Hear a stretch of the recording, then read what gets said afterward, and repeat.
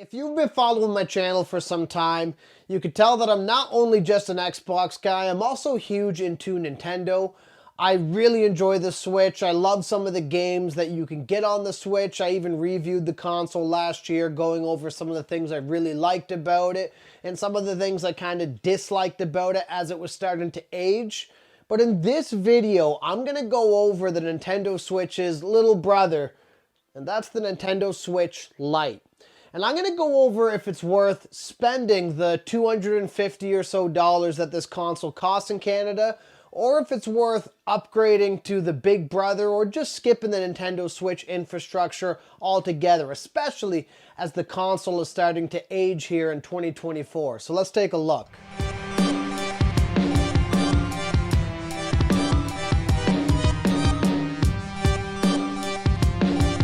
So the Switch Lite was purely designed to be an alternative to those who want just the portable gaming experience of the Nintendo Switch without having the ability to connect it to a TV. Now, one of the things you'll notice out of the box, so this is just the Coral Pink, I believe that this was called, but this one here has a nice matte finish, which I don't really feel like you get from the Big Brother Switch. It feels good to the hand. It is definitely smaller, however, than your regular Nintendo Switch. I would say it's about 25% smaller or so. But as far as button placement goes and everything that you would have in the standard Switch, it is all there. Now, one thing I do want to mention is I know a concern of the bigger Switch or the OLED Switch and the standard big-sized Switch that you got out there was the actual Joy-Cons and the Joy-Con drift issues that were present. I've actually owned multiple Switch Lites. I bought my son one way back, which unfortunately got damaged. I bought him another one, and I've also bought my daughter this pink one here as well. And all three that we've had, I have not noticed any issues with the joysticks. And if anything, I'd actually say they feel pretty good. I would say they even feel tighter than the standard Nintendo Switch Joy-Con joysticks, which is a good thing. The buttons as well do feel quite durable.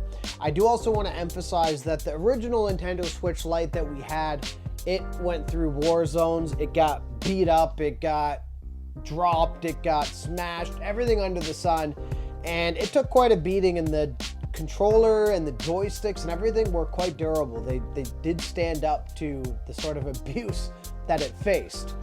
Now, one thing I do want to talk about though is comparing the screen on both these devices. So for me, if you look at both of them side by side, I would argue that the Switch Lite doesn't look as vibrant as the Big Brother Switch. Now, I don't own the Switch OLED. I just own a standard Nintendo Switch. But comparing the two side by side, I found the Switch Lite, even if you turn up the brightness to max, does appear a little bit more washed out than its Big Brother counterpart. Now, it's not a major difference, but it is noticeable enough that I felt like it may be something that might throw some people off who are investing between the two. The other thing as well with the Switch Lite is if you actually look at the device and you look at the screen overall, you definitely get a smaller screen than the standard stock Switch. Now again, I know that's obvious, as I did mention it is smaller in general, but for some people that might be something that seems like a bit of a deal breaker, because I do like the sizing that you get of the standard Switch. It does seem like almost the perfect size when you're using this portably versus the Switch Lite, but I also do understand the Switch Lite is being marketed more towards younger audiences, as well as people who just want purely a portable experience. But it is something worth mentioning if you are basically on the line between either of them.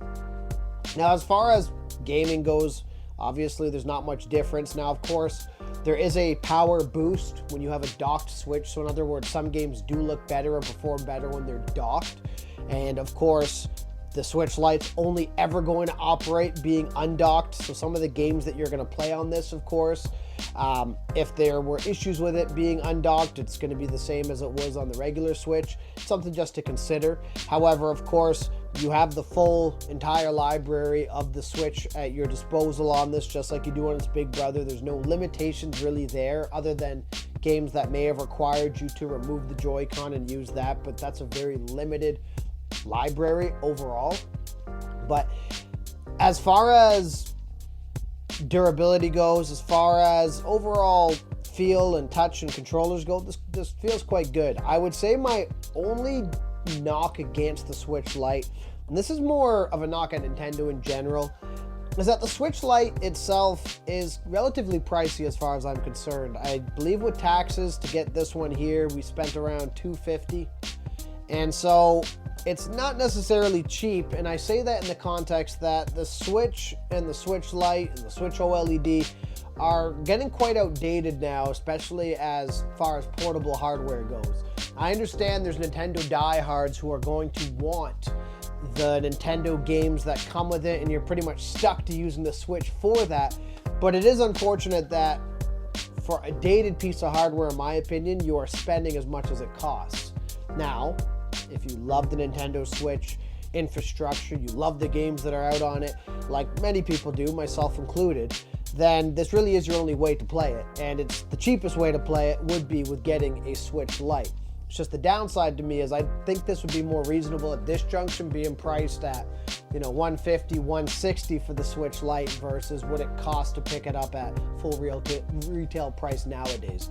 And that would be, I would argue, my biggest knock against the device at this junction. So overall, one thing I will say is we're most likely looking at a Nintendo Switch refresh at some point this year. And when I say refresh, we're probably looking at the Switch 2 or something like that. And if that's the case, I would say at this point in time, it's probably worth holding off on getting either the Switch or Switch Lite. I know this is mainly about the Switch Lite in this video, but I would probably hold off and see what's on the horizon with Nintendo.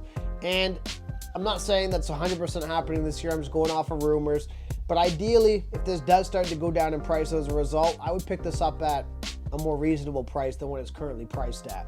So again, if you want to play Switch games and you can't just wait, I think the Switch Lite is a reasonable entry to this. Of course, you are missing some core features, but if you're like most people and you're playing this purely on your couch anyways, or you're playing this on the go, the Switch Lite's going to cover all those bases, and it's going to do it pretty well.